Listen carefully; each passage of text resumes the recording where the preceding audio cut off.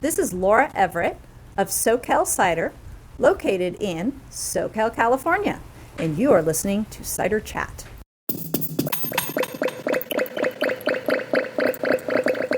Episode 164.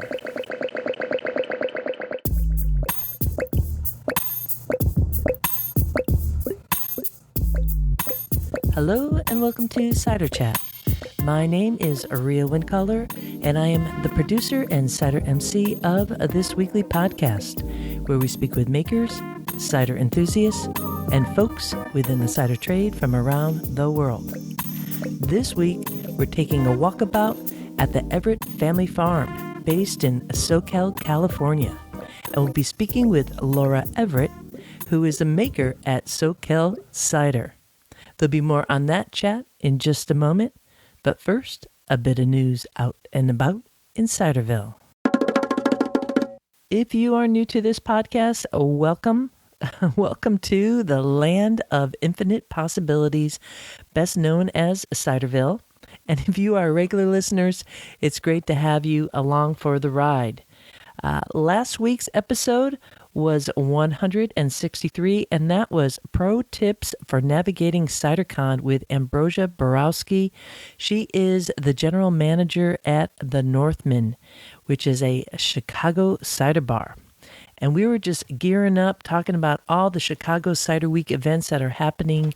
It's kind of like after hours after CiderCon ends. And if you don't know what CiderCon is, do not get it confused with a Comic-Con. It's just kind of a play on words. It's a conference, and it's a conference for folks in the cider trade. And they are coming from everywhere, friends. They are coming from, a lot of folks are coming from the UK. We're seeing that. And, of course, the special guest of honor are the makers from Canada. And that is super duper exciting. We're going to start from the west coast of Canada in British Columbia, and that is a cidery known as Sea Cider, and the maker is Kristen Needham, and she's going to be taking part in a workshop called Natural Cider that's taking place on February 7th. Then moving to the east, we have Ryan Monkman of Fieldbird Cider based in Ontario, and on the 7th, he's going to be presenting a workshop called Using Oak in Cider. And I expect you could come with your questions. There's so many people working with barrels right now. I've had Ryan on this podcast a number of times. I think highly of him.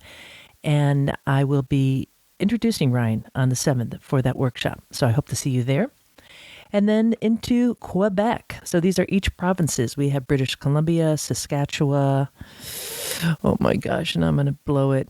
Ontario, Quebec. I'm missing one. Oh dear, I'm so sorry. I'll catch up on that. I should know it because I've driven all the way across from one coast to another. But that was a while ago. Either way, moving now to the east into Quebec, and we have Michel Jodoin. He is of a cidery Jodoin, and that is outside of Montreal. And he has been at this for a long time. He's going to be doing an ice cider presentation on the 8th. When I say he's been doing this for a while, since 1988, I believe they became the first micro distillery to be licensed in maybe 99 in Quebec. That's very exciting. And then we have a Ciderie du Minot and Alan Demoy. He it appears that he's like the marketing specialist at the cidery now, but he and his sister are taking on this family-run cidery.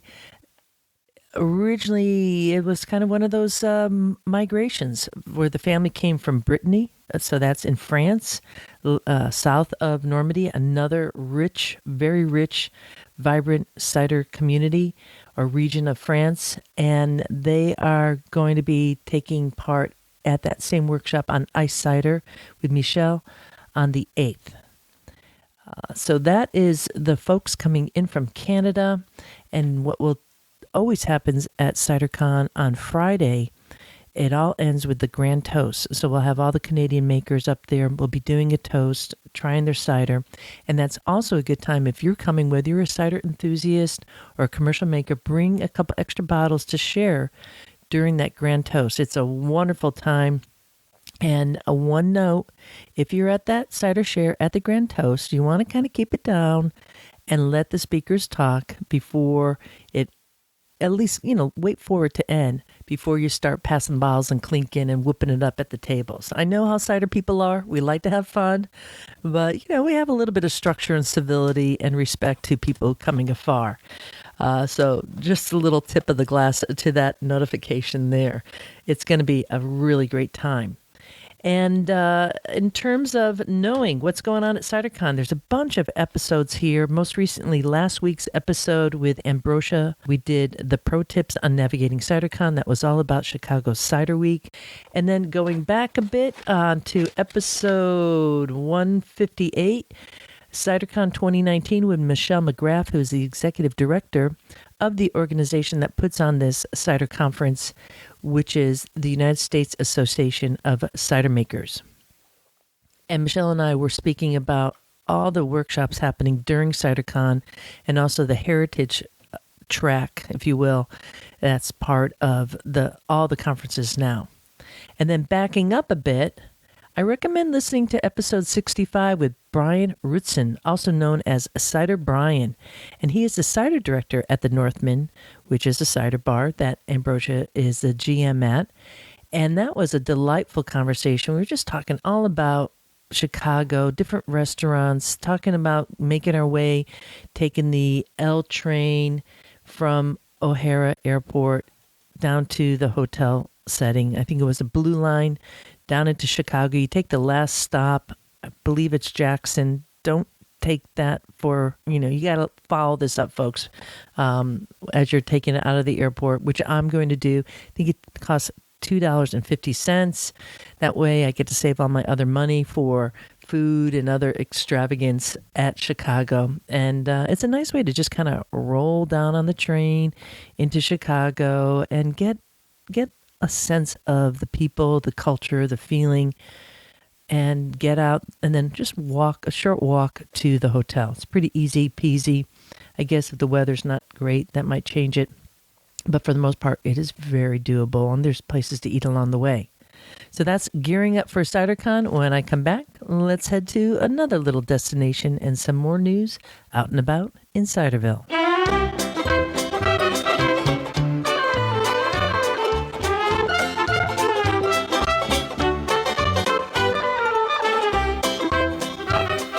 Let's take a little pause here because Mr. Quince was looking up the Canadian provinces that I was just really screwing up there. So in all due respect to the Canadians, we have 10 provinces. And from west to east, there's British Columbia, Alberta, Saskatchewan, Manitoba, Ontario, Quebec, and now we're moving really far east into Newfoundland and Labrador, New Brunswick, Nova Scotia, and Prince Edward Island. Not to be confused with Prince Edward County, where Field Bird Cider is located. So there you go. Thank you, Mr. Quince. I really appreciate your help. My pleasure, Rio.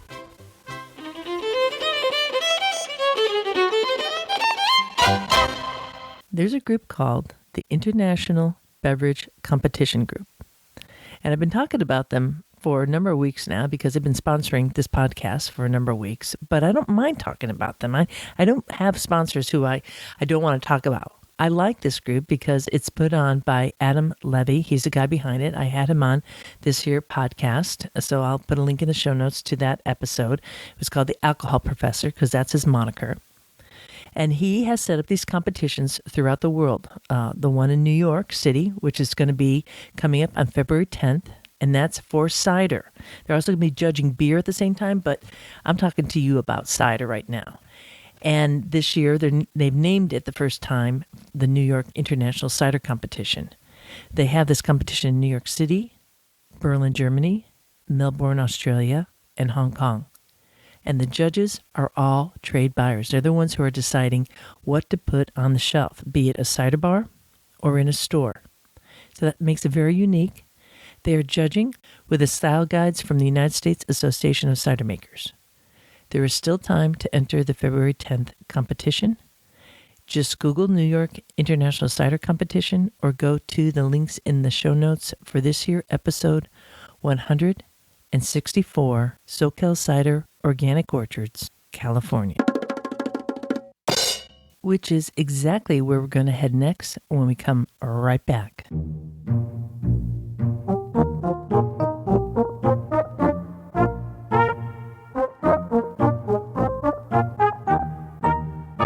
I had heard of Laura Everett and her organic apple orchards based at her family farm called Everett's Family Farm in Soquel, California. But just around a month ago was the first time I had the opportunity to actually meet her in person. I was in Santa Cruz County setting up the logistics for the Totally Cider tour to Monterey Bay. And in that meeting was Laura. She, along with other local makers, were all chit-chatting with me and each other on how best and when to set up the cider tour. Well, the cider tour is ready to kick off on April 12th and 13th, and I'll follow up with that. But at that meeting, Laura and I were able to set up a date a couple days later for me to head over to her farm and to experience the amazing orchard and landscape where she makes her ciders under the label Soquel Cider. Now, I want to just jump right in and start talking about a couple ciders in particular. But first, let's take this walkabout with Laura Everett around the farm.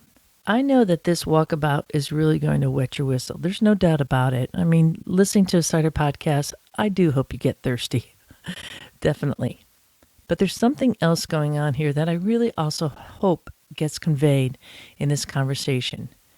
And that is the benefits of being able to have an opportunity where you take a tour with a maker on site at the location, and in this case, an orchard-based cidery, where you could see the trees, you could see the soil, you could smell the air, you could see where the sun sets and the sun rises, and you get a sense of all these factors that contribute to the terroir of that end product. You could taste it. You could taste it at a level that you will not get by just buying it out of the store. I know it's not possible for everyone to do this, and so that's why we have this podcast, and we're able to deliver it this way. But I really want to encourage you, if you are someone who wants to delve deeper into cider, that is not just about going to the store trying to see how many ciders you could get, but going out to Ciderville and finding those locations. From one region of the world to another, it changes absolutely dramatically. And sometimes going back at different seasons. That's not possible for everyone. And even for me, it was like the first time I had been in that region during December and was able to actually eat some of the fruits that we were talking about here. And it blew my mind. And I'm so happy then to be able to share this with you. So let's grab a glass and join this chat and take a walkabout at the Everett Family Farm with Laura Everett of Soquel Cider, based in Soquel, California.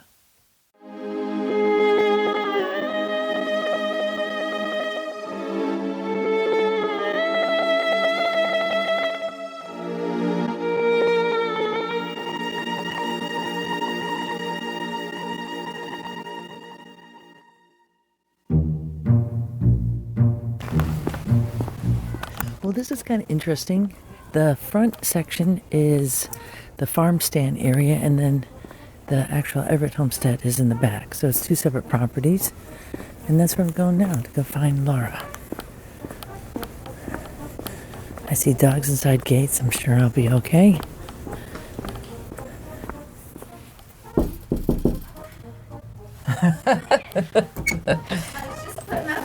That's all right. How are you doing? Good. I walked down from the hill because, of course, I just saw like trees and pull into it. Oh my God. Welcome. Yeah, I was like, I bet Rhea will be here. I better get my stuff together. So, yeah, Cool. come on in. I'll give you a walkabout.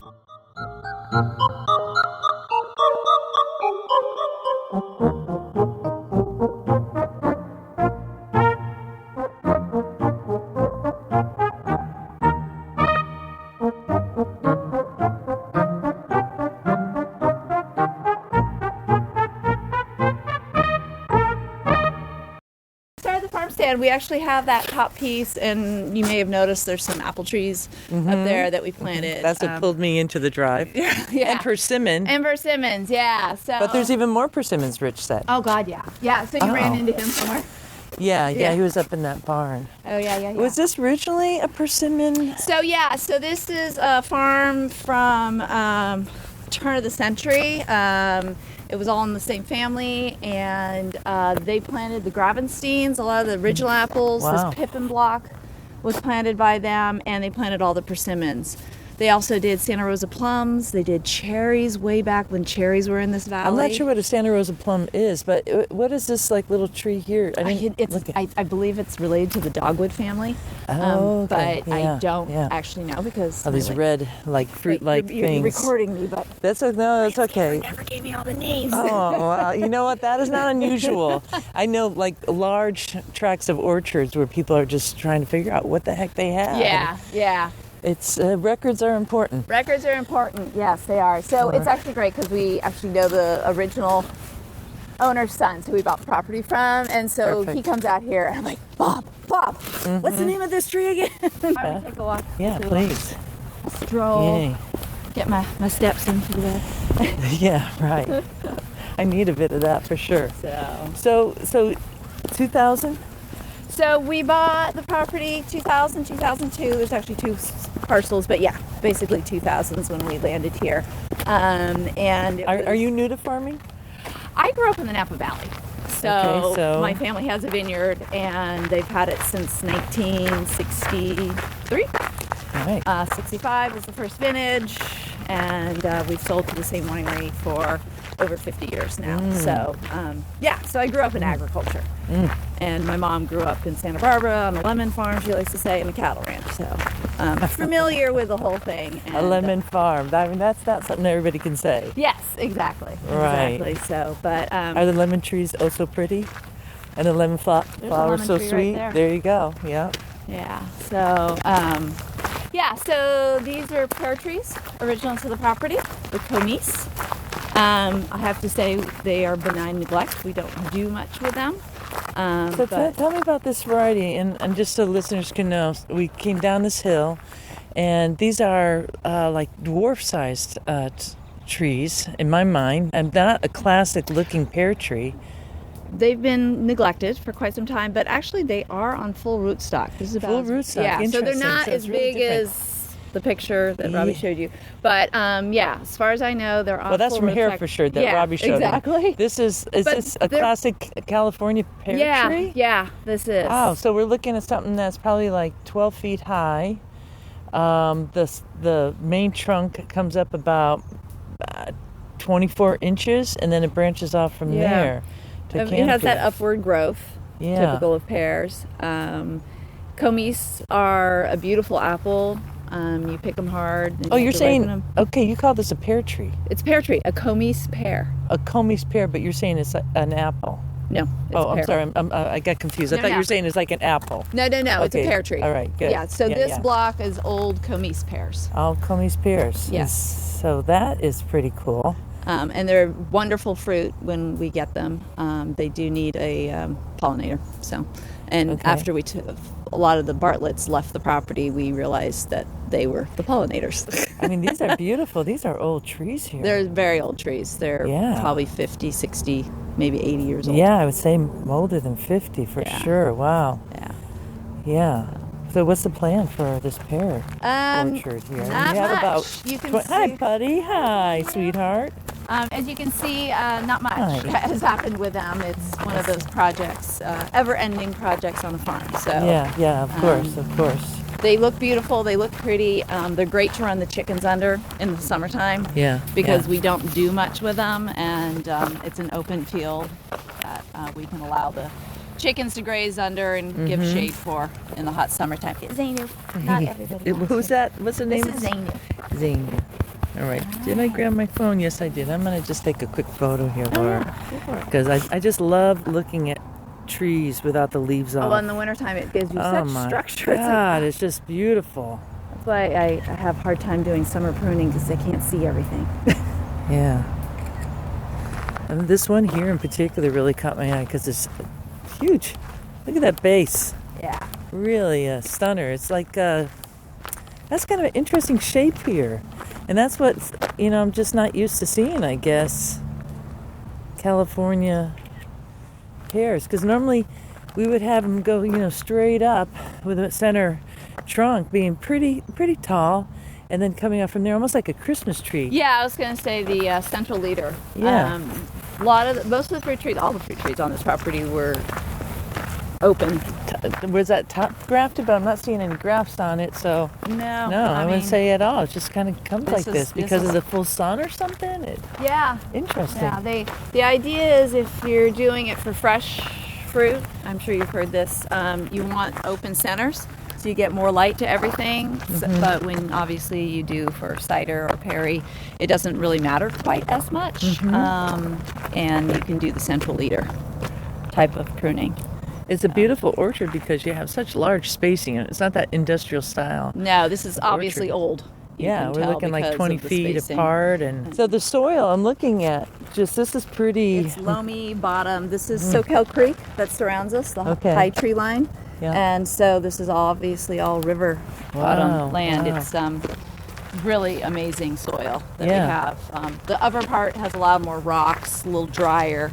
Yeah. But down here we've got beautiful soil, which obviously has lended itself to vegetable farming. Right, as okay. well. Yeah. Wow. Okay. Wow. Yeah, so we have lots of old trees. There's a red delicious, little two delicious still left on it. The orchards, we can take a left here. But, Okay. So the orchards obviously used to come down here. I know this block was we've pulled out a lot of old trees that were dying, gravestines, and then the Santa Rosa plum, which is a stone fruit that this area is known for, that they grew commercially back in the 50s. And so back here's your processing. Yeah, this is our wash stand, processing stand? for all vegetables. This is our vegetable fields. We do 30 to 40 different type of row crops. So everything gets harvested, washed, packaged for the farm stand or the restaurants, wherever markets. I see. Oh, great. And this is organic? Yeah, All we've organic been certified? organic since we started. Since you started? Great. Yeah. Wow, that's not easy to do. Well, benign neglect, just... Could Since become no one had done anything with the place for a dozen years, it was actually a little easier. Yeah. Which was really nice. And we had the owners to say, all I did was just for the last 10 years. You go, okay. Yeah. There we go. All done. Yeah. So we just finished cover cropping everything, so that's why it's all looking a little lumpy. So I'd like to describe this, just a little bit of a visual here. So we came down the hill, and we were at this pear orchard to my left right now. And then we're looking at this field here. You have about, what is that, an acre? This is probably about 4 acres. 4 acres right here? Boy, I'm bad in my estimate. Okay, good. So 4 acres here, all flat. And off to the side is an orchard. And then looking straight ahead is a hillside. And it's, I guess, redwoods up there? Yeah, a lot of redwoods. All redwoods. So, you're looking at conifers. It's just big green beings up there up on the hill. And at the bottom, is that live oaks? Or? Those are actually, I want to say poplars. Poplars? It's the water. It's the Soquel. The Soquel Creek is going through. So that's, they're water loving. And there's sycamores in there as well. All right. So in the West, they call it a creek. Could be a brook or a stream. Or a river, Soquel. They call it a river? They call it. Well, in the wintertime it's a river. It feels like a river. In the summertime it's a creek. As long as the water's running in California. Exactly. We'll just call it whatever anybody wants. Yeah, exactly. We'll take what we can get. So with all this really loose soil here, and it looks like your dog is kind of digging something up. What are the little gophers? The nemesis. Oh my goodness. So there's a couple old gravensteins still scattered through here. Of course, the live oaks have taken over. Can you point out the old gravensteins to me? That's an old gravenstein. Okay. That is. And if you follow the line, it basically goes to the big trees over there, which were two huge rows of gravensteins. Wow, yeah. A lot of them have died. And gravenstein's a really popular apple for making cider in California. Up in Sonoma, they have the Gravenstein cider days, and bringing it back as an heirloom. Well, that's fun. Tree. So have you planted all these here more recently? So the newest orchard. Well, yeah, newest orchard. This is what we call Laura's Orchard, a vineyard designated, orchard designated cider. And this is what I started with. We obviously had the Pippins and the Gravensteins, but knowing I wanted to make hard cider, I said, I need cider apples. So I planted this block for that purpose. And so there's a mixture, every 2 rows is a different apple. So in here, we've got, the new ones are Foxwell, Dabonaise, and Porter's Perfection. Actually, I've doubled up on the Porter's Perfection because they're just so perfect. And I love them because I do have some more. And then as we work down, we've got Yarlington Mills, Roxbury Russets, Saman Wine Saps, Belle de Boscoup, and then for my husband, some Fuji's. So how far down? This is Laura's. This is all Laura's Orchard. So, all this, all the way down. Until you hit, there's stone fruits and figs at the end. Okay, obviously. wow. But actually, I do a plum cider as well with the plums off the trees. Yeah, it's kind of hard not to do that in California when you have so much choices of incredible fruits coming in. So it's kind of fun to see what the different trees, you can really tell the differences between them. So the central leader is, as you were saying, for the, I read up and said, I don't need to do open centers because I'm making cider, so I'll just do central leader. Mm-hmm. So another distinction between the orchards around here. What kind of rootstock did you? M111. Okay. Yeah. And so they're all semi-dwarfs. And was this planted straight away when you were here in 2000? Planted it in 2007. Took us a while to figure out. We sold to Martinelli's all our apples because that's the history of the farm, the ranch. Mm-hmm. And they'd always sold to Martinelli's, so we did that too. Mm-hmm. And so then we decided we could do juice on our own. And then I said, well, coming from the vineyard background, I said, let's ferment it because you can hold it longer that way. easier to store. Yeah. So, so that's, and also 2007 was about the time when I realized all my kids would be going off to colleges and I'd be by myself. And what do? I needed a project. Start a huge project. Let's just start a cider business while we're at it. Why not? At a time, but perfect timing. I love the timing. Yeah. Who knew? I had no idea. I just was making something I wanted to drink because I love cider. And I've loved it since I was a kid. I hate to say it, when I went to England with my parents at 13. So they'd always give me a glass of cider while they had their evening beverage. And so that's what turned me on. And then, of course, you couldn't get what I considered good cider here. Everything was too sweet for me. Mm-hmm. So I said, okay, how do I make a cider like they do back in England? And that's what sort of how it started. Coming from a vineyard, you had a lot of skills already, or baseline. Farming skills. I'm not sure I had the fermenting. The fermenting. That was all new. That was all new for me. It's been a big learning curve. So. Are you self-taught? Yes. Well, I did take Michael's class up in Washington State back in 2011. Michael, who would that be? Michael. Was that through the Cider Institute? Yeah, the University of Washington. Okay, all right. Yeah. He's from England. I'm blanking on Michael, I know Peter Mitchell. Peter Mitchell, I'm sorry. It was the M that was sticking in my head. Okay, yeah. Peter Mitchell, yeah. So then we've got plum trees, pluot trees, every other row, a few apricot trees, because I felt guilty pulling out all the old Santa Rosa plums, so we had to put some more stone fruits in. And also it provides for the farm stand. You know what's really awesome about this orchard? It's all level.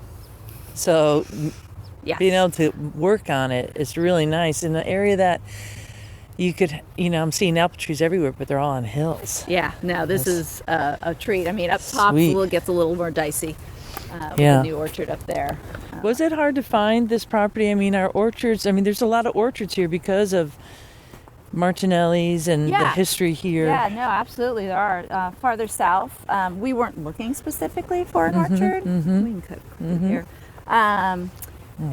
But actually, I take that back. My husband was looking for some orchard land because he wanted to be a hobby farmer.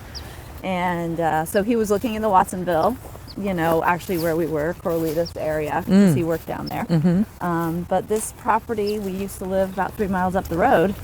up a canyon, and the sign went out one day, and he drove by on his way home from work, pulled in, and 5 days later, Boom. Yeah, well, you have to Boom. kind of be on it around here. yeah, No doubt. I'm so, sure it gets swallowed that up. was back in 2000 before it got too crazy, but yeah. So his dad had always loved trees, but they were city boys, so he sort of had this dream, and then I said, well, okay, let's do it. Wow. How perfect is that? So I think we fell into it more than anything else. And I love the idea of raising my kids on some property like I Yeah. was raised. Yeah. Farming, knowing where your food comes from, being able to have animals. And what kind of animals do you have here? We passed the goats. My daughter had dairy goats, Oberhasleys, and then we've run chickens, usually flocks of 300, and cats, dogs. The usual. We haven't Yeah, done for that's horses or great. anything like that. The goats. I mean, so here we are in this wide open field between two orchards. So this orchard here, what do we have? What That's kind of Rich's trees? orchard. Okay, all right. We have dueling philosophies on how to farm. Oh, wow. So- like a his and hers Yes, bathroom. exactly what's going on. There's reasons for that, isn't there? It saves a marriage. Right. So Wow. he planted this, 2004 or 5?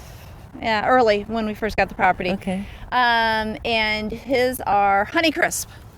Because Oh. Bill Denovan, who's a big apple guy in the up in this area, when we first bought the property, we chatted with him, and he said, "I have never seen an orchard with so many deer, so many gophers, so much moth, so many issues. You need to rip it all out." So actually, the top part of that acreage over there, we did rip out.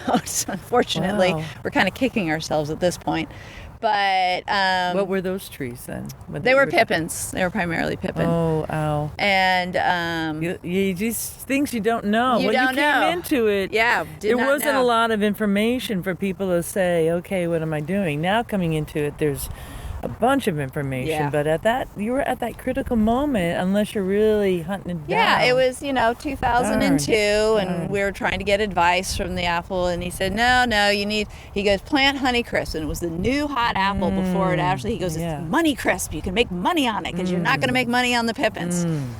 So it's a mixture of Honeycrisp, Begalas for pollinators, and then, of course, in usual Everett Family Farm experiments, we have a few cherry trees thrown in on the side and some pomegranates, which we were told would not grow here, but actually do just fine.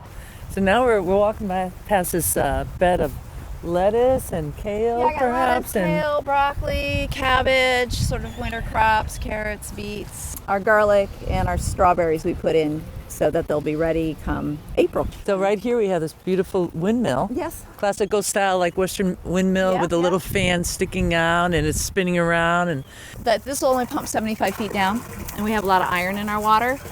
So it would pretty much ruin anything Yeah, that is to hard. actually use it to irrigate the field. So it's kind of a glorified fountain.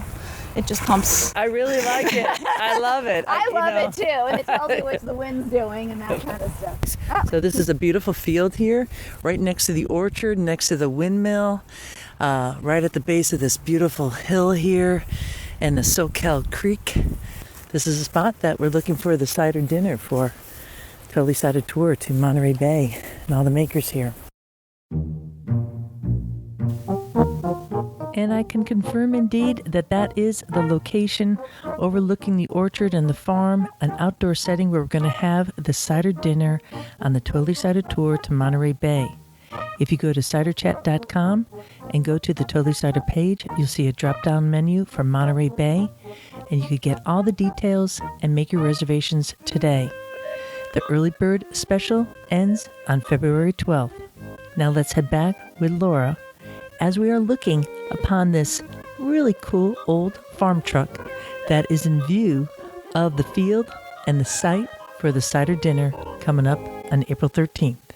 My husband and his buddy Joe got it running. It was up at the old barn. And they're like, yeah, let's go into town and go get some gym sticks and a beer. So they're going into town.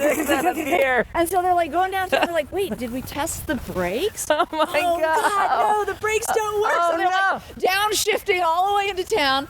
basically do Roll. a big turnaround and came right back to the farm, parked it there, and it's never moved since. Oh, wow. But we that use sounds it like as a stage for, if yeah. we do events here and Perfect. someone needs to get up high and chat. And, yeah. or a little band or something like that. Yeah, We've fun. done that before.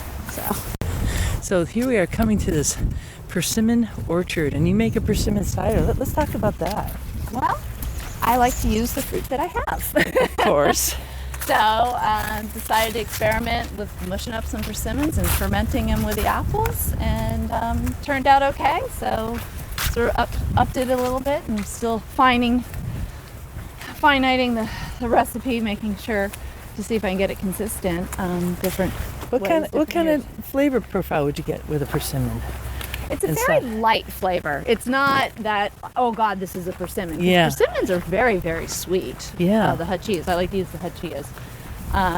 And it's just a very light, the color comes out it's very light colored straw kind of, and just subtle undertones. I think a lot of people who are not familiar with persimmons would never even know. That there's persimmons. That's really cool. So, and actually, since you're a tree person, we'll go this way. Yeah. These are fuyu persimmons, which are the short, squat ones. They're the ones that you eat hard or slice, put them in your salad. And then those ones are the hachia. And they're the oblong ones, and you wait for them to be really, really soft to eat. And they're really, really sweet. So when you pick them, here we're kind of past the season for apples. So how are you managing that with the fermenting? That's always been a hard one. We had, the first year we did it, we had a batch that was about halfway done, and we threw the persimmons in. Last year I got a little overwhelmed, so I freeze the persimmons, and I basically ended up making a persimmon wine and then blending it back with the cider. Because I kind of got stuck. You do what you got to do. Kind of have to do what you got to do at the time. Look, this is like just a cacophony of orange here. I know.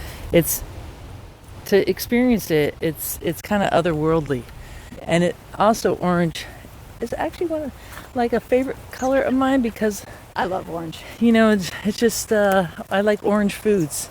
They're typically alkaline. Yeah. I don't know if persimmons are. These are high in potassium and vitamin C. Okay. And yeah. I mean, look at that. That's just beautiful. You're in I'm looking for a ripe one for you. Okay. How do you tell if a persimmon is ripe? Oh, these ones will be super, super soft, and you can tell by the color. The color. So the darker orange they are. This one's getting 1/2 of it. Now this is a pretty big orchard to be managing. Oh wow, that's like almost like a red. You need it kinda that soft is ripe. Okay. So this side's not going to be tasting All good. right. That side. I'm gonna will bite taste good. into it here and now, and see what happens. Okay, so It's a textural thing. she showed me very, very, very soft. It's almost like if I had a tomato and I was thinking, oh, Jelly. that's ready to like throw away. But for a persimmon, you want like a jelly-like experience. So I'm gonna just bite right into that. Which one do you think? Go for this one. Okay, this is a little less jelly-like. No, that's lower. That's Oh, even more jelly-like. Okay, here we go. about. It's like beyond a plum. It's a sugar bomb. It's a sugar bomb, but it gives you like a certain kind of vitality. Like you feel like you're, dosing up on really good vitamins. No seeds. So remember that a persimmon is not a pomegranate. Pomegranate has a ton of seeds. Persimmon is just giant orange yumminess. I don't know what. The inside is super mushy, but excuse me. They're slurpable. They are. Just scarf that sucker down. I could see just having a big bowl of those in the morning. Same. And the dog likes to eat it too. Oh, they pick their own. Oh my god. Wow.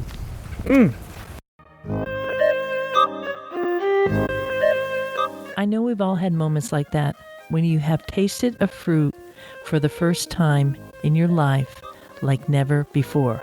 I know I've had persimmons, but not freshly pulled from the tree and just perfectly ripened. And at that moment, I fell in love with persimmons like never before. In fact, thank you very much, Laura, because now I need to be back in Santa Cruz County to have more persimmons because of you and that incredible orchard of persimmons. I mean, the apple trees were not fruiting or blossom. They were kind of in that little bit of hibernation state. But these persimmon trees that were giant were just laden with orange bobs of this beautiful fruit. And it wasn't until I returned back to my spot of Ciderville only last week and cracked open a bottle of the apple persimmon cider that I fully got to taste what Laura was talking about. Now, she was kind of like, undertoning it in terms of the profile. But I want to say, when I popped that open, the rooms all smelled it. It like the aroma popped out of the bottle and people went, "Ooh, what's that?" And the taste was very light and subtle. But having walked on the land and tasted the persimmon, smelled the earth, touched the soil, everything I'm talking about when you are there on site, it changed my entire scope and experience of that cider. And now, thanks to that moment, I have such a craving for that apple persimmon cider that I really quite don't know what to do with myself. There are ciders that, I kind of go through and some that I don't finish.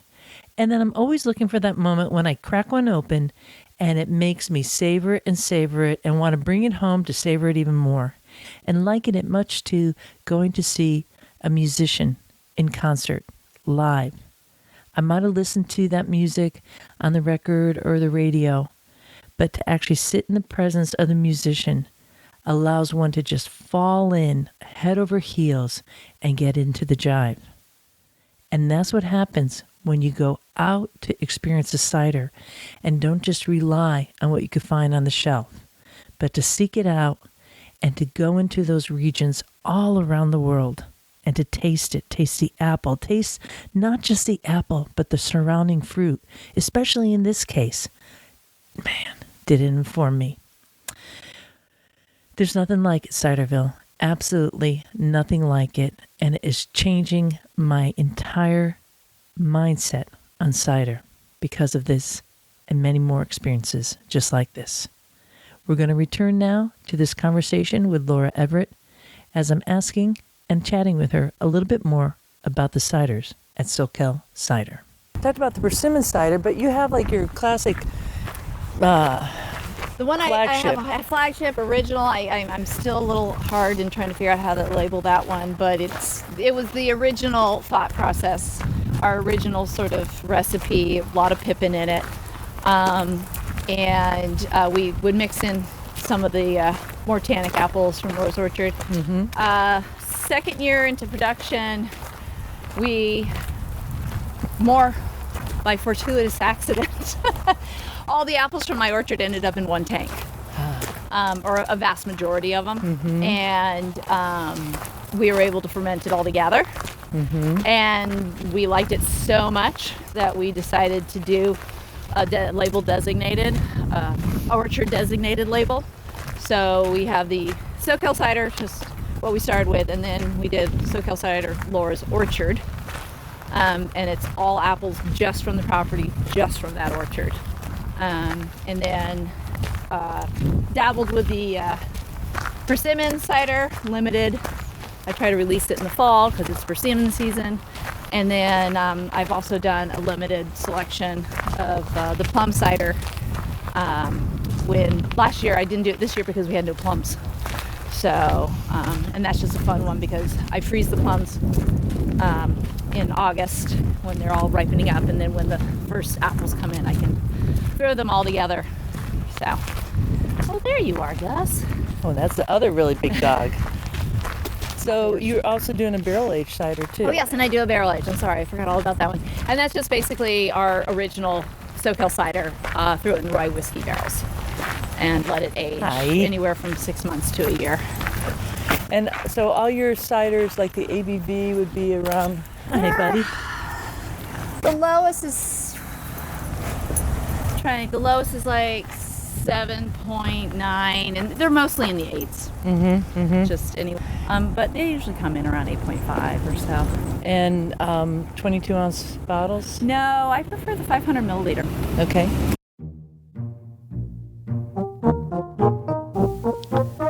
A big tip of the glass to Laura Everett for taking that walkabout with us today around the organic orchards at the Everett Family Farm. You too can see it on April 13th on the Totally Cider Tour to Monterey Bay. Just go to the Totally Cider page at ciderchat.com and get the drop-down menu to Monterey Bay, and you'll get all the details, and the reservations are online now. Remember, early bird reservations end on February 12th. I want to encourage you to take a look at the photos of my walk with Laura on this here chat by going to ciderchat.com and looking for episode 164, Soquel Cider's Organic Orchards, California. And the good folks who are patrons of this here podcast via the Cider Chat Patreon page are getting an extra bonus audio clip where Laura and I were talking about the special barn she had built just for the cidery and how she set it up. I think you'll find it very informative for anyone who is a new startup or is trying to revamp their system. You could just go to the Cider Chat Patreon page, that's spelled Patreon, and join today and continue to get these extra bonuses for helping to support this here podcast to keep cider going up around the world. And if you are in the cider industry or a commercial maker, you could join the Cider Going Up campaign at the Cider Chat Patreon page too. And join the likes of, well, Ross-on-Wye Cider and Perry Company based in the UK in Ross-on-Wye. You know, I really love following their Twitter feed, Raw Cider, and their Instagram feed too. Super positive people, and you know that always reflects in the cider. You can't do one without the other. It is just all about that, and really outstanding people. And having tasted their cider, I know that's true. There's also John Edwards, who did a presentation last year called Chemical Fingerprints of Cider. That was episode 133. And he leads Process NMR Associates, LLC. They do analysis of cider. I hope that we see John at CiderCon 2019 coming up. Along with Kat Fleming of Ironbark Cider Works. That is based to the east of LA in Claremont, California, just kind of at the base of Mount Baldy. You can see Mount Baldy from all over that region. It's a magnificent mountain between Palm Springs and LA. Wonderful people there. Kat was on the podcast too, episode 142, Ironbark Cider Works. And then also Ramborn Cider Company, based in Luxembourg, the only cidery in Luxembourg. And I had a delightful cider dinner last year with the founder, Carlo Hein. Luxembourg's Ramborn Cider Company, by the way, is going to be at the Chicago Cider Summit. So they're probably going to also be at CiderCon. I'm certainly hoping to see somebody there. So make sure if you're going to the Chicago Cider Summit, you hunt down Ramborn Cider Company. I'm not sure what they're going to have necessarily, but they do it in a very special way. They're preserving orchards there. They have very old Pear trees. They do have outstanding Perry. Highly recommend that. So take a look out for that. Again, check out that cider dinner with Carlo Hein. That was episode 129.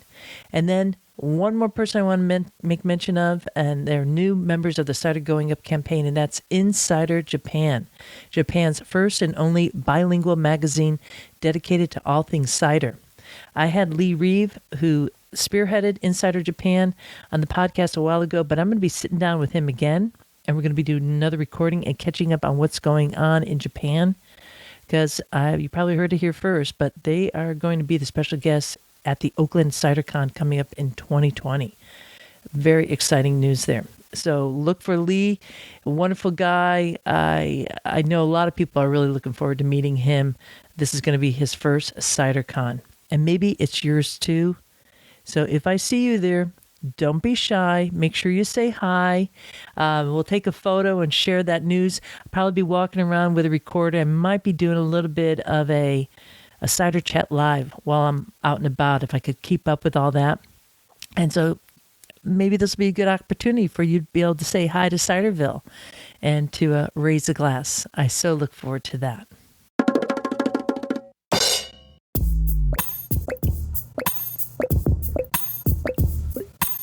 It is 0 degrees outside with that crunchy, fine, dry snow. And yet, I'm feeling fine spending this time with you. Thanks for being there, Ciderville. It means a lot to help keep cider going up. This is Rhea Windcaller, signing off for now. Looking forward to seeing you in Ciderville. Yeehaw!